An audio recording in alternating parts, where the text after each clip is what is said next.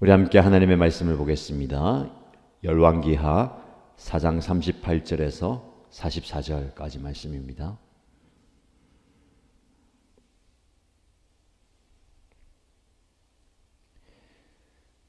오늘 저와 여러분들이 함께 묵상할 말씀은 열왕기하 4장 38절에서 44절까지입니다. 함께 읽겠습니다. 엘리사가 길갈로 돌아왔다.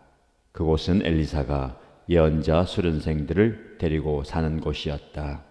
마침 그때에 그 땅에 흉년이 들었다.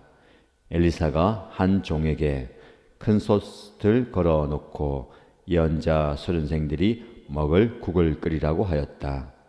한 사람이 나무를 캐려고 들에 나갔다가 들포도 덩굴을 발견하고서 그 덩굴을 뜯어 옷에 가득 담아 가지고 돌아와서 그것이 무엇인지도 잘 모르는 채로 국솥에 썰어 넣었다.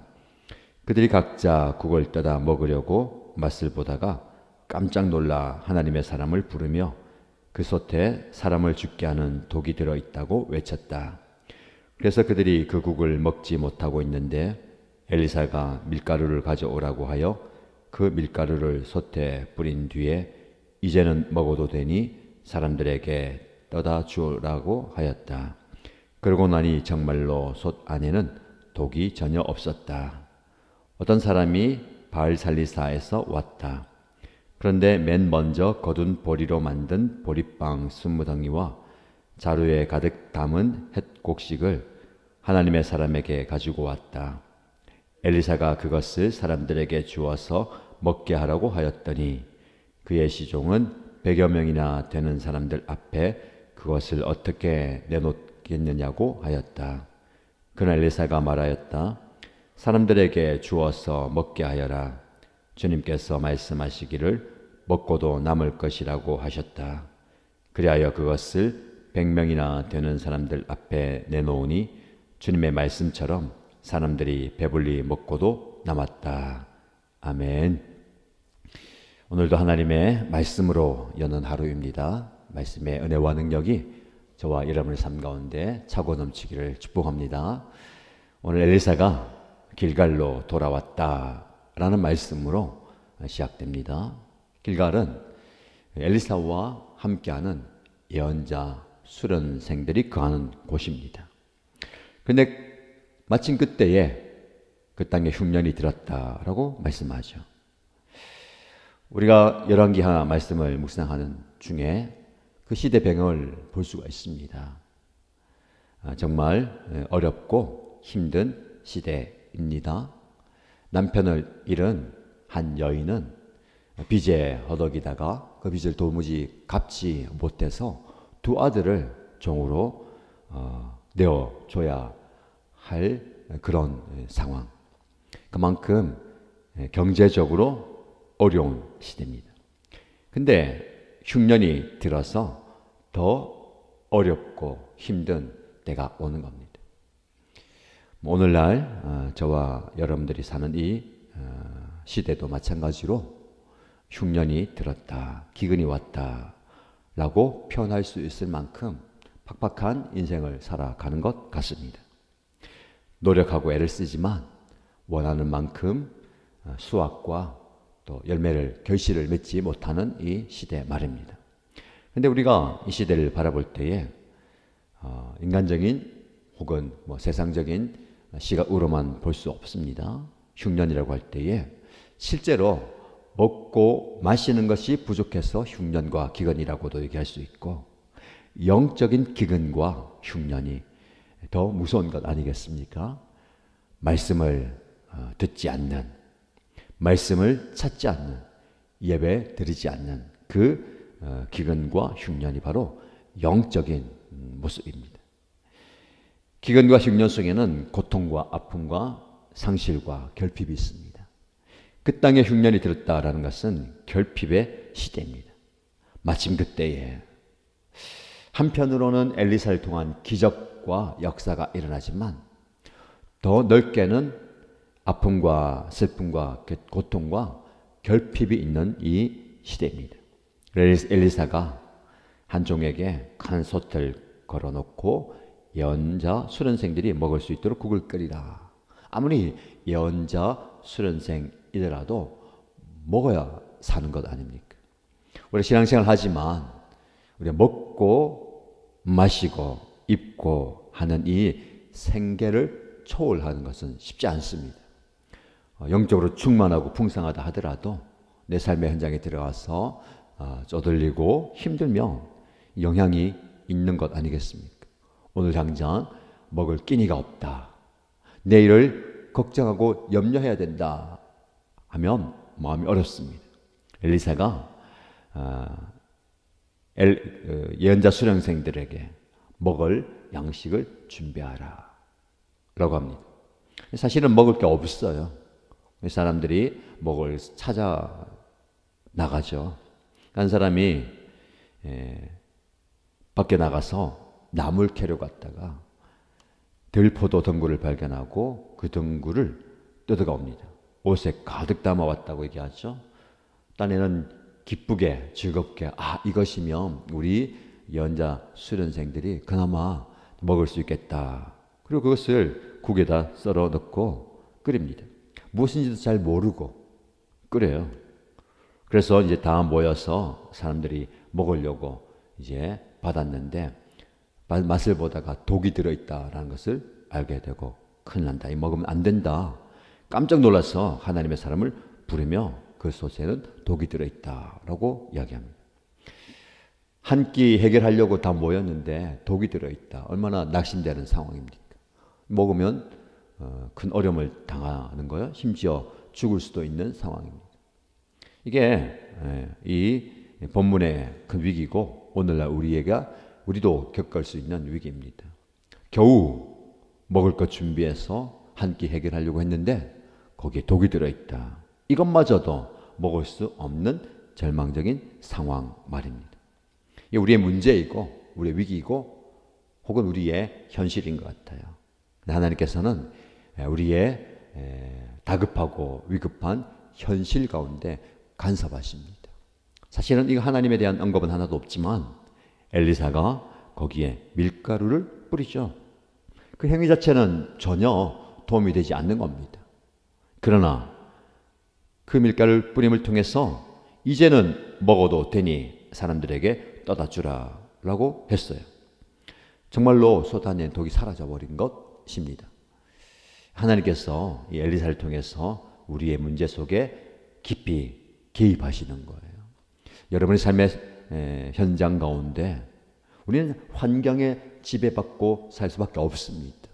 이 세상을 살고 있기 때문에 세상의 경제 그리고 상황 초월해서 살 수가 없죠. 여전히 우리는 영적으로 충만해도 오늘 먹을 양식을 구하기 위해서 애를 써야 되고 내일 먹을 것을 위해서 비축해야 됩니다. 그 와중에 예수님은 하나님은 우리에게 내일 먹을 것을 염려하지 말라라고 말씀하시죠. 그 말씀과 현실 가운데 우리는 고민하고 또 마음을 이제 다잡고 왔다 갔다 하는 겁니다. 말씀은 염려하지 말라. 모든 것을 내어 맡기라. 이 모든 것보다 하나님의 나라와 하나님의 의를 구하라. 하나님 알겠습니다. 맞습니다. 저도 그렇게 하려고 합니다. 근데 현실은 먹을 게 없어요. 겨우 국 한 그릇 만들었는데 거기 독이 있어요. 이거 애쓴 수고와 노력은 물거품이고 땅에 쏟아 버려야 됩니다. 그때 하나님께서는 우리의 삶에 깊숙이 개입하시는 거예요. 간섭하시고 또 우리의 삶에 역사하십니다. 그 하나님의 구원의 손길과 또 치유와 회복의 손길을 경험하는 여러분 되시길 축복합니다. 오늘 하루도 그 하나님과 동행하는 거예요. 현실을 완전히 초월할 수 없지만 그 한계 상황 속에서 나는 여전히 그 영향을 받지만 매 순간순간마다 어떻게 보면 이것은요 엄청난 기적은 아니에요. 그냥 이 한 끼 국에 독이 사라지는 것, 이 은혜가 계속되는 겁니다. 이어지는 말씀을 보면 여전히 그 기근과 흉년과 배고픔이 결핍이 계속되는 것 같아요. 42절 말씀에 어떤 사람이 바알 살리사에서 왔다. 그런데 그가 맨 먼저 거둔 보리로 만든 보리빵 20덩이와 자루에 가득 담은 햇 곡식을 하나님의 사람에게 가지고 왔다. 기근의 때, 흉년의 때에 영적으로 피폐한 이때에 하나님의 사람을 기억하고 첫 소득을 따로 떼서 하나님의 사람에게 가지고 오는 어떤 사람이 있어요. 이게 위로가 되기도 하고 귀감이 되기도 합니다. 모두가 다 먹을 게 없어요. 오늘 하루 먹을 것도 없는 상황 가운데 그는 햇 곡식과 맨 먼저 거둔 보리를 하나님 사람에게 가져왔어요. 하나님께 드린다라는 겁니다. 이게 정성이고 귀한 모습이에요. 우리의 부모님들, 어른들의 그 정성이 있잖아요. 이것은 교회를 위해서, 목사님을 위해서, 혹은 하나님을 위해서 따로 떼놓는 거, 첫 소득이라든지 그런 거. 이게 상황과 환경으로는 하기 어렵습니다. 말씀대로 그 땅에 흉년이 들었어요. 내가 일단 살고 봐야 되고 내가 일단 먹고 봐야 되는데 그걸 가지고 왔다는 것은 사실은 엄청난 그 헌신 아니겠습니까? 우리가 하나님 앞에 드린다라고 할 때에 드림의 기적이 여기가 있어요. 드림 하면 우리가 무엇을 드릴 수 있을까? 우리가 생각하는 드림은 무엇입니까? 물질을 드릴 수도 있습니다. 우리의 시간을 드릴 수 있고 우리의 은사를 드릴 수 있고 내가 가진 거, 내가 할 수 있는 거 많이 드릴 수 있잖아요. 그런데 그게 쉬운 게 아닙니다. 현실을 생각하면 여러 가지 생각이 들잖아요. 이거 드린다고? 그럼 나는 어떡하지? 나는 어떻게 살지? 무엇을 먹고 살지? 당장 오늘 내일이 걱정이 되는데 그게 현실입니다. 그러니까 현실과 드림의 그 간극이 여전히 남아있는 거예요. 마음은 드리고 싶고 생각은 드리고 싶은 현실은 이것 드리면 난 어떡하지? 그런데 이 어떤 사람의 드림이 기적을 행하는 거예요. 기적이 나타나는 겁니다. 엘리사가 그것을 사람들에게 주어서 먹게 하라라고 얘기하니까 엘리사도 귀한 마음이죠. 어떻게 보면 자기에게 가져온 거잖아요.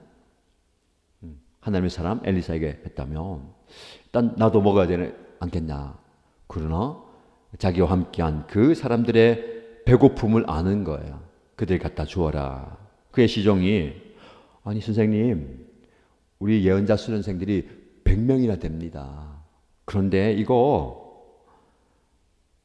몇 개 됩니까? 보리빵 20개 햇곡식 한 사람이 보리빵 하나 먹어도 한 끼 해결이 안 되는 거 아니겠어요?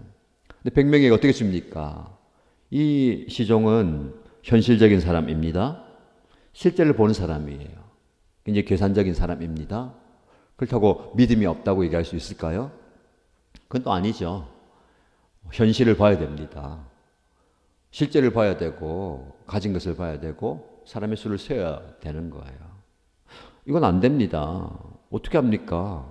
가진 게 이것밖에 없습니다. 거꾸로 생각하면 엘리사 한 사람이 먹는다면 넉넉하잖아요. 여유가 있잖아요. 그러나 100명이 먹기는 당연히 부족합니다. 예수님도 5,000명이 넘는 많은 사람들이 말씀을 듣기 위해서 광야에 앉아있을 때 그들의 배고픔을 보셨어요. 불쌍히 여기고 제자들에게 너희가 먹을 것은 좀 줘라. 예수님, 이 많은 사람들을 어떻게 우리 먹입니까? 이 사람들을 한 끼 해결하려면 계산해 보니까 이 많은 돈이 드는데 우리는 그 돈이 없습니다. 이게 우리의 현실이에요. 우리도 마찬가지잖아요. 아니 하나님, 내가 먹고 살기도 힘들고 우리 가족들 건수하기도 힘든데 어떻게 저 많은 사람들을 내가 먹일 수 있고 돌볼 수 있고 나눌 수가 있겠습니까? 그러나 하나님은요, 없는 가운데 하라고 하지 않으십니다. 그래도 작은 것 주시잖아요. 너희가 가진 것을 주라. 너희가 줄 수 있는 것을 주라는 거예요. 없는데 쥐어짜면서 내가 가진 것도 아니고 하나님이 주시지도 않으면서 주라라고 얘기하지 않으십니다. 오늘 보리빵 20덩이와 햇 곡식을 나눠줘라. 사람들에게 주어서 먹게 하여라. 하나님께서 말씀하셨다. 먹고도 남을 것이다. 이게 기적이에요. 우리에게 이런 기적이 있으면 좋겠습니다. 그죠? 먹고도 남는 기적. 이게 드림과 나눔을 통한 기적입니다. 어떻게 보면 그냥 아무것도 없잖아요. 하나님 사람에게 하나님 선생님 기적을 좀 베풀어 주세요. 갑자기 빵이 생기고 떡이 생기고 밥이 생기면 좋겠는데 하나님은 그렇게 기적을 행하지 않으시고 어떤 한 사람이 보리빵 20덩이를 헌신 드림을 통해서 기적이 일어나는 거예요. 어린아이가 예수님께 보리떡 5개와 물고기 2마리를 드릴 때에 기적이 일어난 것처럼 드림의 기적이에요. 드림의 기적이 어떤 기적이 나올까요? 나눔의 기적을 완성하게 되는 겁니다. 여러분의 삶 가운데 드림과 나눔이 있길 축복합니다. 그래서 풍성한 잔치가 일어나요. 주님의 말씀처럼 사람들이 배불리 먹고도 남았다. 현실을 초월하고 상황을 초월하고 이성을 초월한 기적이 일어났는데 먹고도 남았다. 제가 이 말씀 묵상하니까 이 잔치가 일어난 거예요. 말씀드렸죠? 그때에 흉년이 들어서 한 끼 국도 먹기 어려운 상황 가운데 잔치가 일어난 겁니다. 영적 기근과 영적 흉년 가운데 이런 잔치가 일어나기를 축복합니다. 여러분의 가정에 다 어렵다 그러고 힘들다 그러는 상황 가운데 말씀이 임하고 기적이 임함으로 여러분의 삶의 자리가 먹고도 남는 잔치의 자리가 되길 원하고요. 더 큰 잔치가 뭘까요? 이 드림과 나눔에 쓰임받는 이 한 사람. 이 한 사람은요, 이름도 나오지 않아요. 어떤 사람이 무명으로 드린 거예요. 어떤 사람의 헌신이 기적을 이루어 가는 겁니다. 그 어떤 사람이 저와 여러분이 되시기를 축복합니다. 그 한 사람을 통해서 큰 잔치가 일어나는 거예요. 자, 말씀을 마무리하면서 우리 공동체 안에 비전을 한번 발견해 보겠습니다. 우리 공동체가 이런 잔치를 경험하는 공동체가 되면 좋겠습니다. 목장이 이런 역할을 하는 거예요. 어떤 한 사람이 먹을 것 조금 가져와서 드림으로 목장 식구들이 먹고도 남는 이 잔치가 되는 거예요. 우리 교회도 그런 공동체가 되면 좋겠습니다. 배부른 사람들도 있고 배고픈 사람들이 있어요. 영적 기근과 흉년 가운데 어려움을 당하는 사람들이 이곳에 들어오면 먹고도 남는 배불리 먹고 풍성하게 누리는 영적 배불림뿐만 아니라 또 실제적인 배불림을 경험하는 겁니다. 우리 공동체가 이런 비전을 가지고 우리 공동체 안에 들어오는 모든 사람들이 이런 잔치를 경험하는 매일이 잔치가 되는 그런 공동체가 되기를 기도하십시다. 하나님께서 우리를 통해서 흉년의 기적, 기근 속에 만찬을 차려 주실 겁니다. 그 어떤 한 사람이 저와 여러분 되시기를 주님의 이름으로 축복합니다.